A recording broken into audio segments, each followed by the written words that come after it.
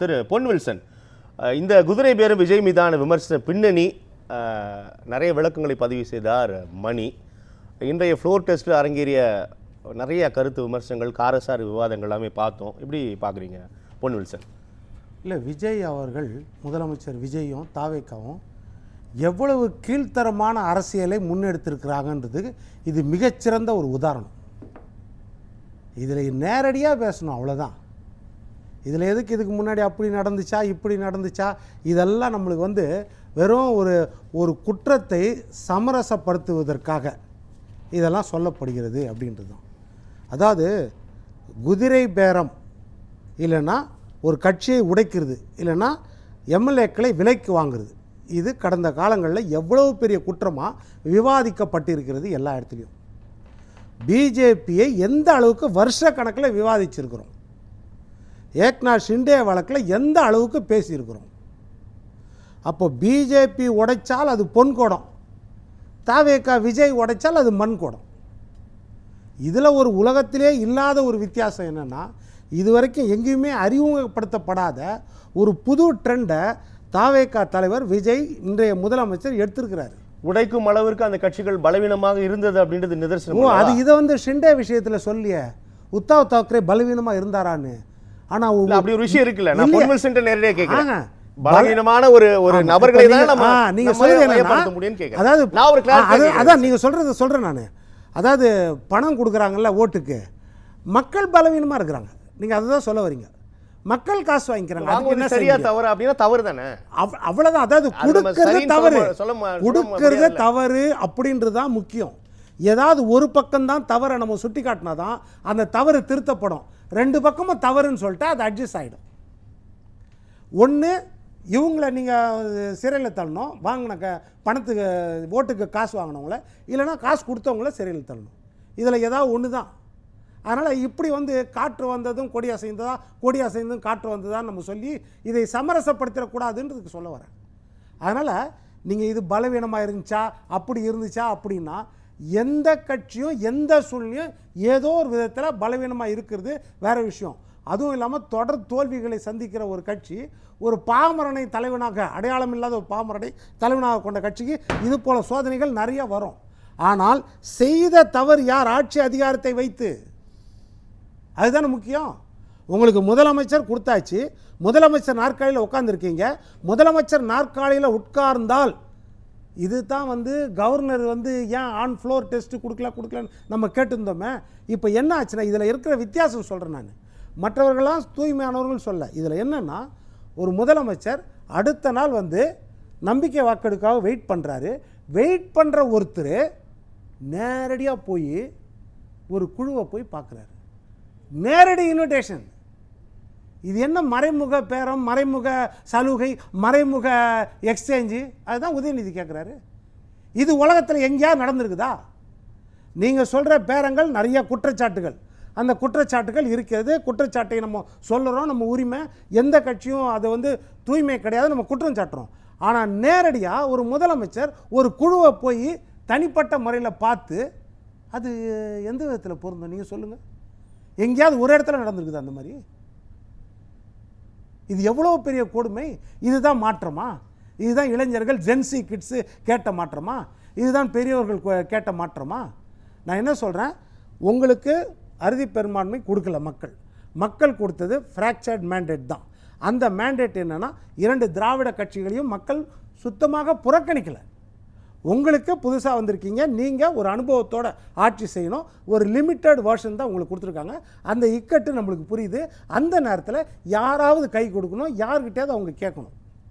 ஒன்று அடுத்த கட்டத்தில் இருக்கிற பெரும்பான்மை கட்சி புதுசாக வந்திருக்கீங்க, ஒன்று திமுக கிட்ட கேட்கலாம், இல்லைன்னா அதிமுக கிட்ட கேட்கலாம். அது கேட்காம சிறிய கட்சிகிட்ட கேட்குறீங்க, நியாயம்.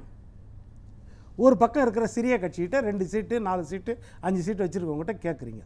கேட்டு அந்த கட்சிகளும் யோசித்து முடிவெடுத்து, அது முன்னாடி என்னென்னமோ நடந்திருக்குது வேறு விஷயம். அவர்கள் ஒரு கூட்டணியில், அதுவும் வெற்றி காம்பினேஷனில் கடந்த 10 ஆண்டுகளாக இருந்த கூட்டணியிலேருந்து வெளியே வரணும்னா அவங்க எவ்வளவு யோசித்து வெளியே வருவாங்க? அதே நேரத்தில் ஆட்சியும் இருக்கணும், அதே நேரத்தில் கூட்டணியும் இருக்கணும். இது ரெண்டையும் அவர்கள் யோசிக்கிறதுக்கு அவர்களுக்கு கால அவகாசம் எடுக்கும். அதை மீறி அந்த கூட்டணியிலிருந்து அவர்கள் வெளியே அவர்கள் ஆதரவு கொடுக்குறாங்க. கொடுத்த பிறகு உங்களுக்கு மெஜாரிட்டி வந்துருச்சு, 100% உங்களுக்கு மெஜாரிட்டி. அதிமுக கை வைக்கிறீங்கன்னு சொல்ல வரீங்களா? இப்போ கை வைக்கிறது ஒரு பக்கம், அவர்களாக வந்தார், முட்டை உள்ளிருந்து உடைக்கப்பட்டது இல்லை வெளியிருந்து உடைக்கப்பட்டது, அதெல்லாம் நம்ம கேட்கல. அதை நேரடியா போய் நீங்க சொல்றது கொடி அசைந்ததும் காற்று வந்ததா, காற்று வந்ததும் கொடி அசைந்ததானா? நீங்க திருப்பி போனீங்கன்னா திருப்பி அது வேற மாதிரியோட தானே போகும். இங்க தெரிஞ்சிருச்சே, கொடி அசைஞ்சதால் தான் காற்று வந்துச்சுன்னு தெரிஞ்ச, கொடி தான் நேராக போயிருச்சே, அந்த இடத்துக்கு நேராக போயிருச்சே சார். இது வரைக்கும் அந்த மாதிரி எங்கேயாவது போயிருக்கிறாங்களா சொல்லுங்க? அதே மாதிரி அடுத்தது என்னன்னா, முதல் நாள் நாகரிகமாக மெச்சணும். இவர் ஸ்டாலின் அவர்கள் வீட்டுக்கு போனதை பற்றி, கட்டிப்பிடி வைத்தியம் பண்ணதெல்லாம் பற்றி நம்ம ரொம்ப பெருமையாக பேசணும். ஆகா, இது பெரிய ட்ரெண்டுங்க, இதுக்கு முன்னாடி ரொம்ப பகையில் இருந்தாங்க அப்படின்றது. ஆனால் எந்த காலத்திலையும் ஆட்சியாளர்கள் ஆளுங்கட்சி எதிர்கட்சியை போய் பார்க்காது, எதிர்கட்சி ஆளுங்கட்சியை போய் பார்க்காது. புரட்சித் தலைவர் எம்ஜிஆர் ஜெயித்த பிறகு 1977 நேரடியாக போய் கலைஞரை பார்க்கல, இல்லை கலைஞர் அதுக்கு அடுத்த காலத்தில் ஜெயிக்கும்போது ஜெயலலிதா அம்மாவை போய் பார்க்கல. யாருமே ஒருத்தர் இன்றைக்கி பிஜேபி ஜெயிச்சிட்டா காங்கிரஸ் தலைவரை போய் பார்க்கல, காங்கிரஸ் தலைவர் ஜெயிச்சிட்டா பிஜேபி இப்போ பார்க்க மாட்டாங்க. இது நடைமுறை, அது வேற விஷயம். இங்கே பார்த்தாரு, பெரிய பாராட்டுகளை பெற்றார். இல்லை, இதில் எவ்வளோ பெரிய விரோதத்தை உண்டு பண்ணார் தெரியுமா? அது பார்க்காம இருந்தாலே எவ்வளோ மேல். நீங்கள் யாரை போய் பார்க்குறீங்க, எந்த செலக்டிவாக பார்க்குறீங்க?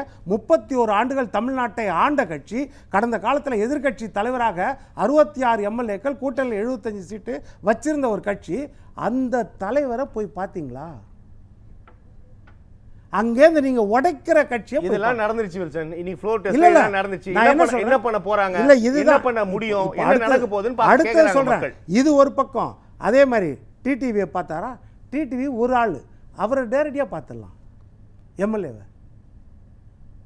இது என்ன சார் ட்ரெண்டு? அதே மாதிரி அன்புமணியை பார்க்கலாம், ராமதாஸ் ஐயா அதை அப்புறம் பார்த்துக்கலாம்.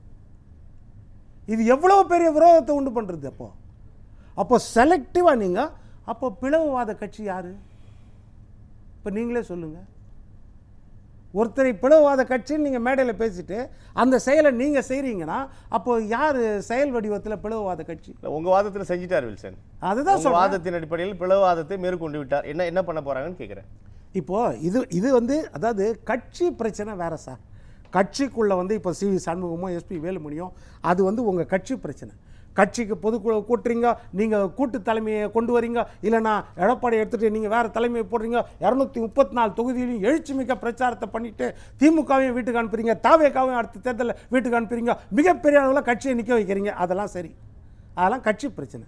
அதுக்கும் தாவேக்காவை ஆதரிக்கிறதுக்கு என்ன சார் சம்பந்தம்? நீங்கள் உடைச்சி தாவேக்காவை ஆதரிக்கிறதுக்கு என்ன சம்பந்தம்? தாவேக்காவில் ஒரு 4 அமைச்சர் வாங்கிக்கிறதுக்கு என்ன சம்பந்தம்? கட்சி தலைவர் பரிசீலனை பண்ணணும், தோல்வியை பற்றி அவர் ஏற்றுக்கணும் நீங்கள் சொல்கிறது அது வேறு விஷயம். உங்களுடைய மாவட்டத்தில், கோவை மாவட்டத்தில் 10 தொகுதியில் 1 தொகுதியில் எஸ்பி வேலுமணி வெற்றி, விழுப்புரம் மாவட்டத்தில் 7 தொகுதியில் 1 தொகுதியில் மாவட்ட செயலாளர் சி வி சண்முகம் வெற்றி, புதுக்கோட்டை தொகுதியில் 6 தொகுதியில் 1 தொகுதியில் சி விஜயபாஸ்கர் வெற்றி, அதே மாதிரி கரூர் மாவட்டத்தில் 4 தொகுதியில் 1 தொகுதியில் எம்ஆர் விஜயபாஸ்கர் வெற்றி. உங்களுக்கு கொடுத்த இன்சார்ஜ் மாவட்ட தலைவர் செயலாளர் பதவி இருக்கிற இடத்துல நீங்கள் எந்த அளவுக்கு நீங்கள் பெரிய எழுச்சியோடு இருந்திருக்கீங்க, ஒரு வெற்றி. பரிசீலனை எல்லாரும் பண்ணணும், அது கட்சி விஷயம் அது. ஆனால் நீங்கள் கட்சியிலேருந்து உடைத்து இது ஓடமும் ஒரு நாள் வண்டியில் வரும், வண்டியும் ஒரு நாள் ஓடத்தில் வரும். எல்லா கட்சிகளுக்கும் வரக்கூடிய வாய்ப்பு இருக்குதா இல்லையா இந்த மாதிரி? ஆனால் இது ஒரு பேடு ட்ரெண்ட் செட்டராக போய் நிற்குமா இல்லையா? நம்ம தாவேக்காவோ விஜயோ மிகப்பெரிய எதிர்பார்ப்பு வச்சுருக்கிறோம் அவர் மேலே, ஒரு மாற்றத்தை கொடுப்பார். அவர் ஏற்கனவே சொல்லிட்டாரு, இந்த மாதிரி சொன்னார், ஊழல் நானும் பண்ண மாட்டேன், யாரையும் பண்ண விட மாட்டேன் அப்படின்போது செயல் வடிவத்தில் இன்னைக்கு அமமுக ஒரே ஒரு வேட்பாளர், தாவேக்காவை எதிர்த்து அவரை இது எப்படி காட்டாற்று வெள்ளம் போல அடிச்சுது தாவேக்கா. எல்லா இடத்துலையும் முதலமைச்சரே தோற்கப்படுகிறார் அவருடைய சொந்த தொகுதியிலே. அந்த அளவுக்கு மக்கள் ஆதரவோடு ஓட்டு போட்டாங்க. ஆனால் எம்எல்ஏ கன்வர்ஷன் பெரிய அளவில் இல்லை. அப்படி இருக்கும்பொழுது நீங்கள் அமமுக ஒரு எம்எல்ஏவை வெற்றி பெற வைக்க எவ்வளோ பாடுபட்டிருப்பாங்க. அந்த எம்எல்ஏவை எப்படி நீங்கள் தலைவரை பார்க்காம எம்எல்ஏவை பார்ப்பீங்க? அது ஏற்புடையதா? அது மெஜாரிட்டி இருக்கும்போது. இன்னொன்று, அதை சொல்ல பிறகு ஒரு வீடியோ வெளியிடுறீங்க, அது எவ்வளோ பெரிய தவறு.